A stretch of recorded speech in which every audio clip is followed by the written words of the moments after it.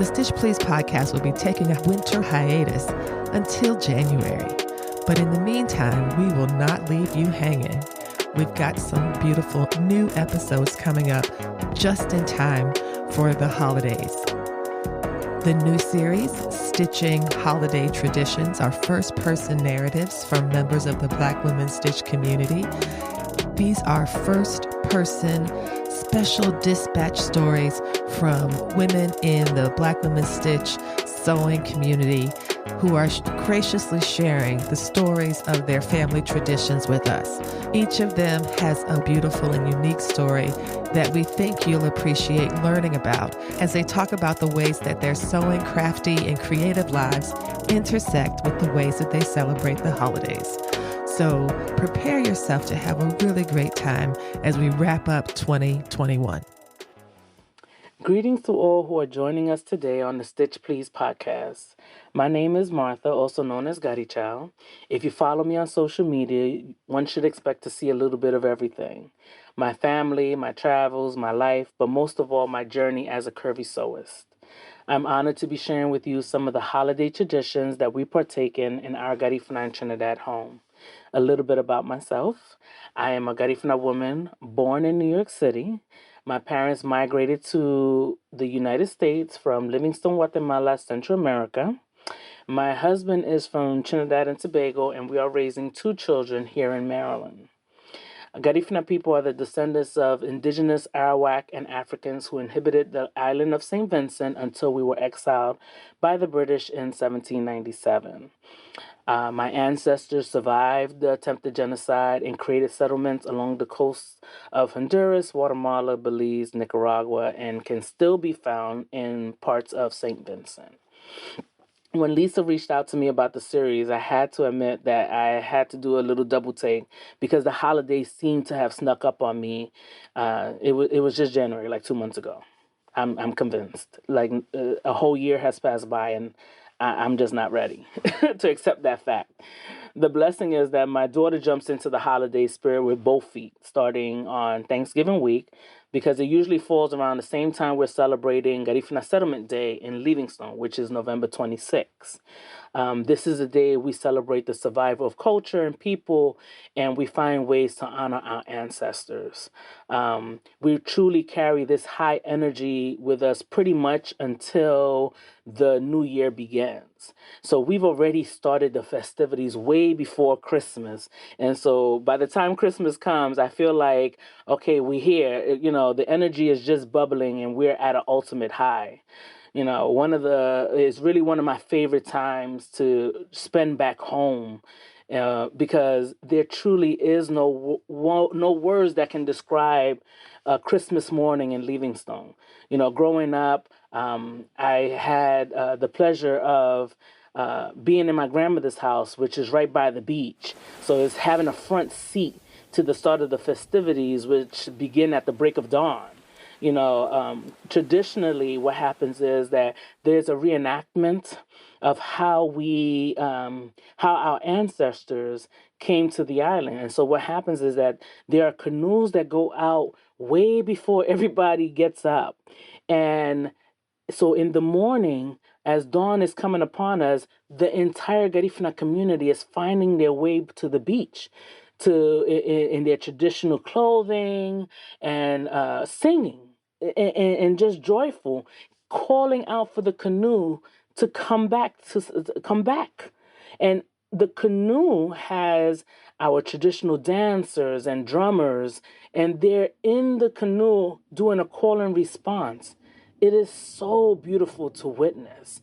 And it is something that I always cherish the memory because I don't remember, the first time I remember being able to go for Christmas, I was already in my late teens, but I already knew what to expect because of how my parents had prepared me.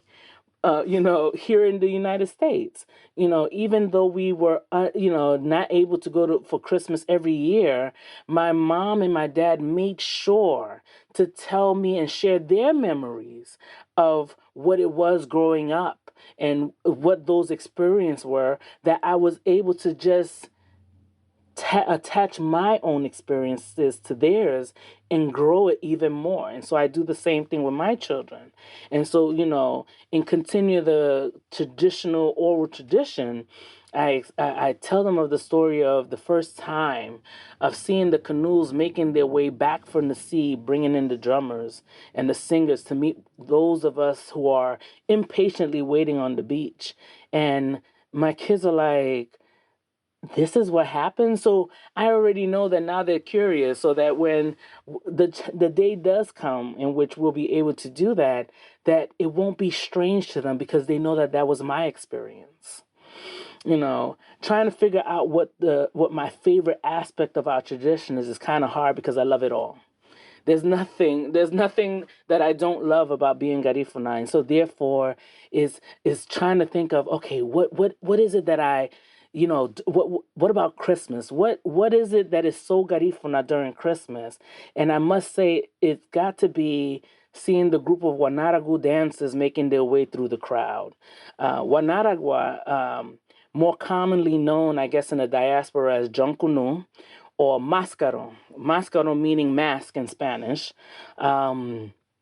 is a warrior dance. And so therefore it speaks to my spirit. I don't know what it is, but I tell you, I feel like that is it's who I am, and it speaks to me in a way, the drumming, the dancing, the boldness of the colors and the costume, and maybe it's the story. It's also the story that's behind it. It's not just the dance. According to Garifuna tradition, shared through generation, told to me by my grandmother, told to me by my parents. And as I share those stories with my children, the Wanaragu dance is a reenactment of when we were fighting the British in St. Vincent, and one of our known Garifuna chief, known to all as Chatuye, developed a strategy where the men would disguise themselves in the women's clothing in an effort to trick the British into thinking that the village was unprotected. This is war. This is a strategy of war. And so before the British realized what was happening, the Garifuna warriors overpowered them and won the battle that day. And so today when we dance Wanaragu, that's what that is a celebration and a reminder of the time that the Garifuna tricked the British and won. You're listening to the Stitch Please podcast and the special edition episodes about stitching holiday traditions. We'll return to the story after this break. The Black Women Stitch 2020 wall calendar is bigger and blacker than ever. Not only is the calendar about 15% larger than last year's calendar, it still remains jam-packed with so much wonderful history about Black women's history, sewing history, and activist history. There's also a wonderful new feature in this year's version, and that is the quarterly pattern release. At the beginning of every quarter, you'll find original images from Black women artists. The patterns are available as a PDF download, allowing you to resize them to the needs of your project. Order your copy of the Black Women Stitch 2022 wall calendar at blackwomenstitch.bigcartel.com, and we will help you get your stitch together. And now we'll return to stitching holiday traditions. Thanks for listening. Today the dance is typically done by the men, but I've seen some amazing female dancers hold their own. Not just in the dance, but even in the drumming. And I love to see it all. The costume it consists of like a huge, a very big feathered headdress, very colorful. It looks like a crown. And then the dancers also wear this painted wire face mask. And I used to always laugh because the face mask is funny to me, because the face mask looks like a person with a very sharp nose. That's how they paint the mask. A person with a very sharp nose and a mustache and stuff. And I was like, well, they must have thought that women were ugly or something, because why does this mask look like this? But, is the play on that, is the trickery, that speaks to me. And then if you look at what the dancer is wearing, it pays an homage to many of our traditional Garifuna clothing. So if you look at Garifuna clothing, we typically favor gingham or checkered fabric. And so the Wanadago dancer is his head tie, because we also wear a lot of headscarves. Traditionally, the elder women of the town usually have their head wrapped, in their head wraps and stuff like that for our traditional dances. And this is what the men do too. So, because again, they are in costume, is a trick. And one of the biggest distinguishing, I guess, elements of the Wanadago dancer this is this rattle. It's kind of like a rattle. It's is a tie that they add to their knees so that it makes a sound. It's made with cowrie shells, and it makes a sound every time they dance, because the dance is very elaborate. It's one of our most elaborate dances in our Garifuna tradition, and is a play with the drums and the song, and then also the sound of the shells as they do this really expressive dance.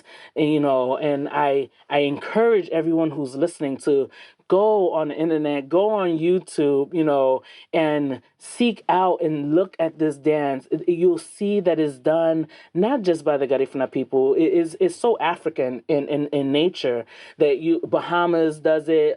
They have a Jankunu festival. You'll see there's competitions in Belize, so you'll see many costumes, and there's so many videos out there that I encourage you, go look at. It is, and maybe what I'll do is I'll send a video so that Lisa can also post it. It's really just a joy to see, and just the colors. It's just so bright. I think that maybe that's the reason why I love wearing bright colors. It is truly inspired by the culture. My sewing always takes and leads to the bold. That's what speaks to me. That bold fabric, the colorful fabric. I'm truly credit that to a lot of the Garifuna traditional wears that we do, and the dances, and how expressive it is. And so therefore I can't help myself, right? Isn't that what makes me who I am? And so I feel like that is what influences me and influences my sewing. And these traditional ways just speak to me in a way that's what I kind of tend to lead to. And so, before kids and school schedules and full-fledged adulting, I used to be in Guatemala from settlement day until at least after Christmas, just so that I can really enjoy and partake. And so one of the things is, how do I then do that while I'm here in the United States? Because I can't make it to Guatemala every Christmas, even though I try, but is that's why it's important, and it empowers me to introduce many of these aspects of my Garifuna traditions to our children during the holidays. So the kids already know that this is the season, that the YouTube playlist is basically set to all videos from home to keep them familiar to the streets that they played on when they have had the chance to go back to Guatemala and visit my mom and dad, so that even blasting my traditional Garifuna music while I'm sewing, so it doesn't sound foreign to their ears when they finally do make it back home. Speaking it into existence, next Christmas, we're going to be over there. So these are some of the things that we do in our home. My crafting room is always full of good intentions during the holiday season, but I decided long ago not to engage in making presents for anyone. Like it does me no good. I'm not here for that kind of pressure. But it is the time that I am most inspired to pull out my gingham fabric, my madras fabric, any of my plaids, any of my checkered fabric, because I'm already in the mood and in that mode in which I'm thinking, oh, what would this look like? Let me get ready for Christmas, because that is what I see. This is what I grew up with. And so I want my children to see that. My children know this is the time that mommy really is, you know, in the culture. We're gonna wear traditional. This is where you're gonna see mommy wearing her head wrap. They're gonna see mommy wearing her traditional clothing, you know. And so this is how we celebrate it. It is the reason why it's very important that during the Christmas holiday, another aspect is the paranda. You'll see, I'll play it, and we make sure that if there's a show nearby, that I'm taking the kids. Like if any Garifuna shows or events are happening in the area, we usually do have a community here that have done in the past what shows. So you'll see some of our traditional dances, especially the wanaragu, the punta, the paranda. So in order to, especially they come during the holiday season. So I'm hoping that we're in a set of new times, but I'm hoping that this year that they'll come back so that I can take the kids. But this is how we celebrate. This is the energy that comes in our home. And so I thank you for taking the time to just listen and, learn a little something new. And so from my house to yours, I'd like to wish you a happy holiday to each and every one of you who are listening today. Sending light and love, Martha. You've been listening to Stitching Holiday Traditions, a special podcast episode of the Stitch Please podcast.